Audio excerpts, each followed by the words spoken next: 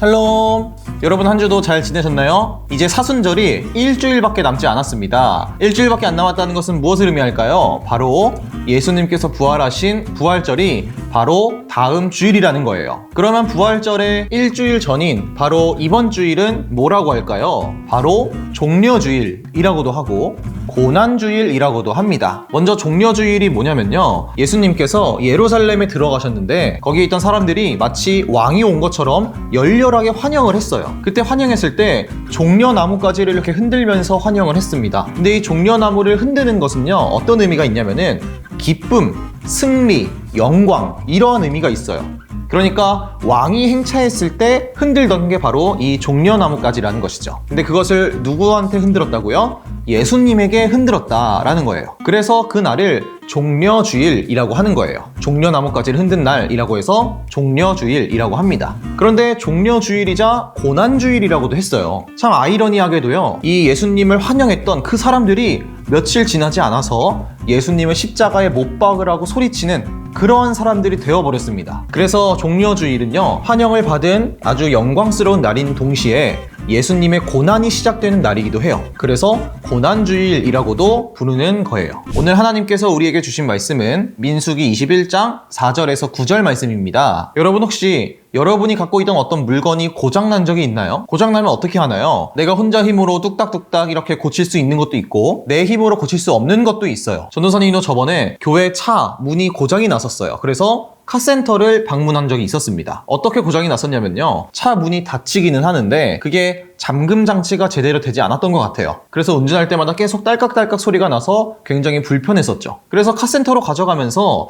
이거 돈 꽤 나오지 않을까? 문짝을 아예 새로 바꿔야 되지 않나? 이러한 생각을 하면서 카센터에 갔어요. 근데 막상 가보니까요, 수리해 주시는 분이 버튼 하나 딱 누르더니 이제 됐습니다 이러는 거예요. 너무나 간단한 문제였죠. 이것처럼 내 힘으로 할 수 없는 그러한 문제도 그 제품을 만든 사람이나 그 제품의 전문가는 아주 간단하게 고칠 수가 있어요. 그리고 그 제품을 만든 사람은 그 제품에 어떠한 문제가 생겼을 때 그것을 어떻게 해결해야 되는지를 아주 잘 알고 있죠. 여러분, 우리 사람은 누가 만드셨죠? 하나님이 만드셨어요. 그럼 우리 사람에게 문제가 생기면은 누가 가장 그 해결 방법을 잘 알고 있을까요? 바로 하나님이 잘 알고 계세요. 하나님께서 처음으로 사람을 만드셨을 때는 마치 하나님처럼 죄가 하나도 없는 아주 완벽한 존재로 만드셨어요. 그런데 우리가 잘 알고 있는 것처럼 아담과 하와가 무엇을 먹었죠? 선악과를 먹고 나서는 우리 안에 죄가 생기게 되었습니다. 그리고 우리는 영원히 살 수 있었는데 죄가 있기 때문에 그러지 못하고 죽음을 경험하게 되었어요. 그래서 하나님께서는요, 우리 사람들에게 생긴 이 죄의 문제를 해결해 주시기 위해서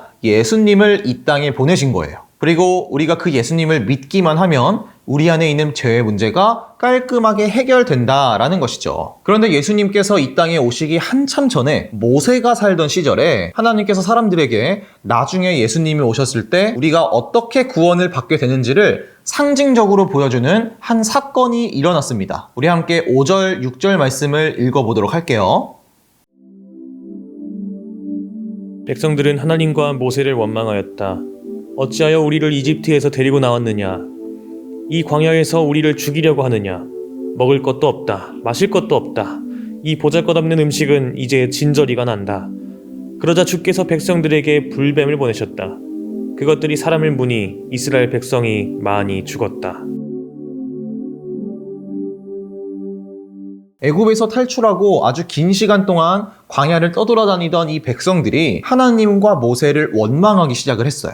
지금 너무 힘드니까 불평불만이 생긴 것이죠. 그런데 여러분, 이스라엘 백성들이 하나님을 원망했던 게 이번이 처음이 아니었습니다. 물이 없으면 물이 없다고, 먹을 게 없으면 먹을 게 없다고, 적군이 쫓아오면은 적군이 쫓아온다고 막 불평불만을 했어요. 그럴 때마다 하나님께서는 모세를 통해서 그 모든 상황을 해결해 주셨죠. 그런데 그 모든 것을 해결받고 난 이후에도 조금만 힘들면은 또다시 하나님을 원망하기 시작을 하는 거예요. 이쯤 되니까 하나님께서도 굉장히 화가 나셨습니다. 그래서 어떻게 하셨냐면은 불뱀을 이스라엘 백성들에게 보내셨어요. 그리고 그 뱀에 물린 사람들은 다 죽게 되었습니다. 뱀에 물려서 사람들이 너무나 많이 죽게 되자 모세가 하나님께 기도를 해요. 뭐라고 하냐면은 하나님 한 번만 더 용서해 주세요. 우리 사람들을 한 번만 더 살려주세요. 이렇게 기도를 합니다. 하나님께서 그때 그 기도를 들으시고 그 뱀에 물린 사람들이 어떻게 하면 죽지 않고 살아날 수 있는지를 알려주셨어요. 우리 함께 8절 말씀을 읽어보도록 할게요.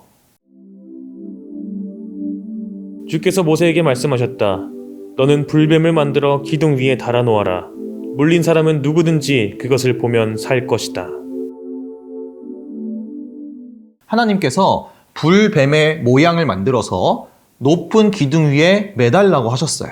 그래서 모세는 하나님의 말씀대로 그 뱀의 모양을 구리로 만들었습니다. 그것을 놋뱀이라고 하는데 그 놋뱀을 기둥 위에 매달았어요. 그리고 하나님께서는요, 그 기둥에 매달린 그 뱀을 쳐다보는 사람은 모두가 다 나을 것이라고 말씀을 하셨어요. 모세가 하나님의 말씀처럼 그 놋뱀을 기둥에 매달고 그 기둥에 매달린 놋뱀을 사람들이 쳐다봤는데 놀랍게도 뱀에 물렸던 사람들이 더 이상 아프지 않고 살아나게 되었다는 거예요. 이 이야기가 예수님의 이야기랑 굉장히 비슷하죠. 하나님을 원망했던 백성들은 죄를 지은 우리 사람들을 의미하는 거예요. 그러면 기둥에 달린 놋뱀, 그것은 무엇을 의미할까요? 바로 십자가에 달리신 예수님을 의미하는 거죠. 뱀에 물려서 죽게 된 사람들이 그 기둥에 매달린 놋뱀을 보기만 하면 죽지 않고 살아나게 되는 것처럼 죄를 지어서 지옥에 가게 되는 우리가 십자가에 매달려 돌아가신 예수님을 믿기만 하면 그 죄의 문제가 깔끔하게 해결된다는 거예요. 이번 주일이 종려주일이자 고난주일이라고 처음에 이야기를 했죠. 주일 다음 날 월요일부터는요, 고난주간이 시작이 돼요. 고난주간이란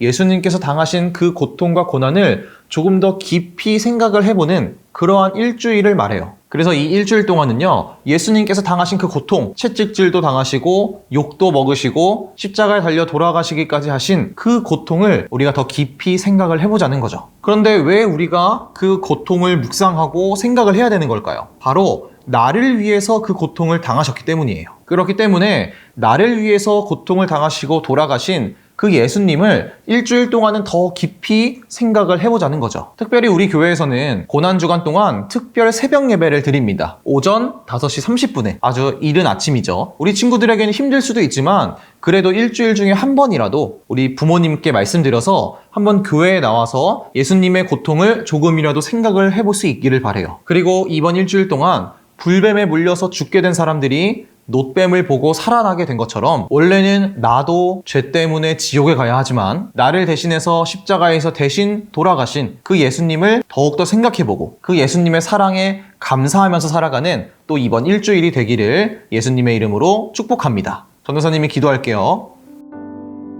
하나님 감사합니다. 오늘 말씀을 통해서 다시 한번 우리 친구들이 예수님께서 나를 위해 십자가에 달려 돌아가셨다는 것을 알게 해주시니 감사합니다.